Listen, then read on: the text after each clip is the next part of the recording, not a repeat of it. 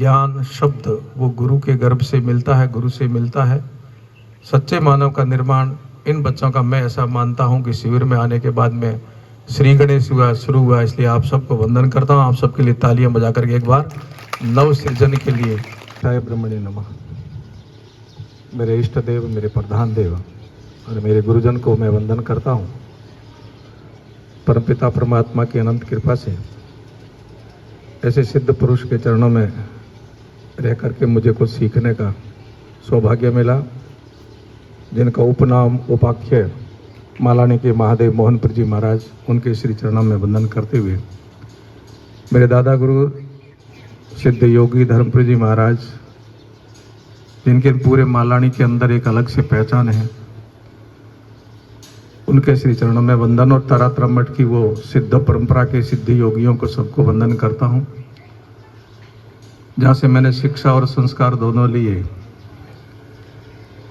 जो ये सामने केसरिया झंडा है आर्यवीर दल का, एक विषम परिस्थितियों में जब भारत खड़ा था, उस समय भारत का नवनिर्माण करने के लिए, हम सबको वेदों का ज्ञान देने के लिए, वैदिक संस्कृति और धर्म को पुनः स्थापित करने के लिए एक युग पुरुष, एक महापुरुष, एक दिव्य आत्मा का यहाँ पदार्पण हुआ भारत भूमि पर। ऐसे महर्षि दयानंद के श्री चरणों में हमको स्मरण करते हुए वंदन करता हूँ। उसी परंपरा में आज मंच पर विराजमान दोनों परंपराओं का निर्वहन करने वाले, सनातन परंपरा का और वैदिक परंपरा का दोनों का सामंजस्य, दोनों परंपरा का निर्वहन करने वाले परम पूज्य जगरामपुर जी महाराज के श्री चरणों में वंदन करता हूँ।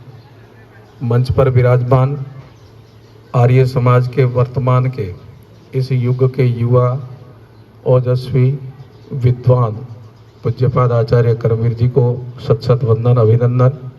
सम्मानित मंच आर्यवीर दल के आए हुए समस्त शिक्षक बंधु और इस शिविर में उपस्थित सभी आर्यवीरों, आप सबको बहुत बहुत मंगल कामना, शुभकामना। संध्या वेला पर आपको वंदन करता हूँ।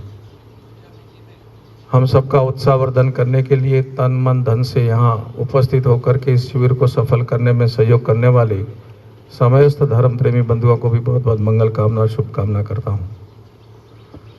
आर्यवीरों ने मात्र 5 दिन के अंदर, 5 दिवस के अंदर बहुत कुछ सीखा है और जिसका प्रदर्शन हम बार बार देख रहे हैं। बच्चे वही हैं, परंतु केवल मात्र 5 दिनों के अंदर बहुत कुछ आपने सीखा। ऐसा लगता है कि ये भारत के भाग्य विधाता बन करके उभरेंगे, क्योंकि आपके अंदर शिक्षा ही नहीं, संस्कार भी दिए जा रहे हैं आर्यवीर के दल के माध्यम से। वीर भोग्या वसुंधरा, निश्चय ही ये भूमि वीरों के लिए है और आपको वीरता, पुरुषार्थ, त्याग, तपस्या, इन सब की शिविर में घूंटी पिलाई गई है। आप सबको बार बार ये पिलाया गया है कि आपको क्या बनना, कैसा बनना है। सच्चे मायने में आपका निर्माण अभी शुरू हुआ है। माँ के पेट से केवल मांस के लोथड़े के रूप में आए होंगे और इसलिए मनुष्य को द्विज भी कहा है कि दोबारा जन्म लेना, द्विज, 2 बार जन्म लेना। तो जब तक हम माता पिता और गुरु तीनों का आशीर्वाद नहीं मिलता, तब तक मनुष्य नहीं बनते हैं।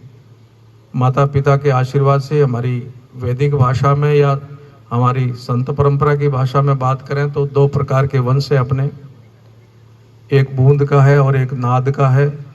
बूंद का माता पिता के आशीर्वाद से ये शरीर मिलता है स्थूल, और नाद यानी ज्ञान शब्द वो गुरु के गर्भ से मिलता है, गुरु से मिलता है। सच्चे मानव का निर्माण इन बच्चों का मैं ऐसा मानता हूँ कि शिविर में आने के बाद में श्री गणेश शुरू हुआ। इसलिए आप सबको वंदन करता हूँ। आप सबके लिए तालियां बजा करके एक बार नव सृजन के लिए, नए जीवन में पदार्पण करने के लिए आपका अभिनंदन भी है। और आप ऐसी जगह आए हो जो दोनों विधाओं का यहाँ सामंजस्य है। सनातन परंपरा जो योग की उच्च कोटि की परंपरा है, जहाँ महर्षि दयानंद जी भी जब कुंभ के मेले में गए और पुनः उनको योग गुरु ढूंढने के लिए तोतापुरी जी महाराज, जो हमारी ही परंपरा के थे, और एक संत और थे जिनका मैं नाम विस्मृत हो गया, उनके पास जा कर के योग सीखे थे। ठीक ऐसा ही ये पनानिया का तला धर्मधाम है, जहाँ दोनों ही परंपरा है। तारातरा मठ की वो सिद्ध परंपरा है और आर्यवीर दल और दयानंद की वो परंपरा है, जब मानव को निर्माण करके राष्ट्र को समर्पित करते हैं। आप सब लोग इदम राष्ट्राय इदं न मम, आज जो आप बन रहे हो, आप आपके लिए ही नहीं हो, आप राष्ट्र के पुरुष बन रहे हो, आप राष्ट्र के भाग्य विधाता बन रहे हो, आप नया राष्ट्र नया सृजन करने के लिए बन रहे हो। और ऐसा दृश्य देख करके हृदय गदगद होता है कि कई ऋषि मुनियों की भविष्यवाणियां हैं कि भारत पुनः विश्व गुरु बनेगा, भारत पुनः माँ शक्ति बनेगा। और पुनः विश्व गुरु और माँ शक्ति बनाने में हम सबको अपना अपना कर्तव्य निर्वहन करना है। हम सबको अपना अपना कर्तव्य का निर्वहन करना है। मेरा कर्तव्य क्या बनता है देश के प्रति, उसका मुझे निर्वहन करना है। इन बच्चों का क्या कर्तव्य बनता है देश के प्रति, इनको निर्वहन करना है। आपका देश के प्रति क्या कर्तव्य बनता है, उसका निर्वहन आपको करना है। हम सबको अपने कर्तव्य का बोध करके कर्तव्य का पालन करना है, तब इस भारत को कोई रोक नहीं सकता विश्व गुरु बनने में। अब एक ही काम है, कर्तव्य बोध कराने वाले हो और कर्तव्य बोध करने वाले हो और फिर कर्तव्य पालन करते जाना। महाशक्ति बनने से कोई नहीं रोक सकता। देश के प्रति हमारी जो भावना है वो हमारे महापुरुषों से हमें लेनी है। उनको आदर्श मान करके अपने को खुद को उनके पद चिन्हों पर चलने के लिए प्रेरित करना है, चलने के लिए प्रयास करना है। रुकना नहीं है, झुकना भी नहीं है, थकना भी नहीं है, लगातार चलना है। और ये यात्रा ऐसी हो कि आपकी इस महायात्रा में बहुत सारे लोग और जुड़ करके एक बहुत बड़ा समूह खड़ा हो। आज के शिविर में जितने शिविरार्थी बैठे हैं, ये यहाँ ही विराम नहीं होंगे। मैं आशा रखता हूँ कि बार बार ऐसे शिविर लगते रहें और बार बार आपके मित्र और जुड़ते रहें। इनमें संख्या कम ना हो, इसकी संख्या की वृद्धि होती रहे। तो एक से अनेक जब पुरुषार्थी पुरुष भारत में उत्पन्न करेंगे तो भारत महाशक्ति निश्चय ही बनेगा। और देशभक्ति का हमारे अंदर कूट कूट के भावना भरी होनी चाहिए। मुझे दुख और पीड़ा कभी कभी होती है और मैं कहता भी हूँ कि हम लोग बहुत छोटी सी सीमित का मतलब 84 लाख प्रकार के मॉडल है। दूसरी गाड़ियां सब यहाँ बनती है, जितनी गाड़ियां यहाँ भौतिक स्तर पर है वो सब यहाँ बनती है, पर वो 84 लाख जो गाड़ियां मॉडल है वो यहाँ नहीं बनते हैं। जीवन यात्रा में जो साधन है वो यहाँ बनेंगे, पर जीव यात्रा करेगा वो यहाँ साधन नहीं बनेगा। 84 लाख मॉडल में सबसे टॉप का जो मॉडल था वो हम लेके आए, इससे बढ़िया कोई मॉडल नहीं था 84 लाख में। इसलिए ये जितना जो बच्चों ने किया है, शरीर माध्यम खलु धर्म साधनम, शरीर है तो सब कुछ है। पहला सुख निरोगी काया, जान है तो जहान है। आपका शरीर स्वस्थ है तो आपके लिए संसार है, नहीं तो कुछ नहीं है। लेकिन शरीर को पहले स्वस्थ रखने के प्रकल्प सीखने चाहिए। आचार्य जी बोल रहे थे, मैं सुन रहा था, आजकल जीवन जीने की हमारे पास कलाएं बहुत कम है, हम जीवन ढोने की कलाएं सीखते हैं।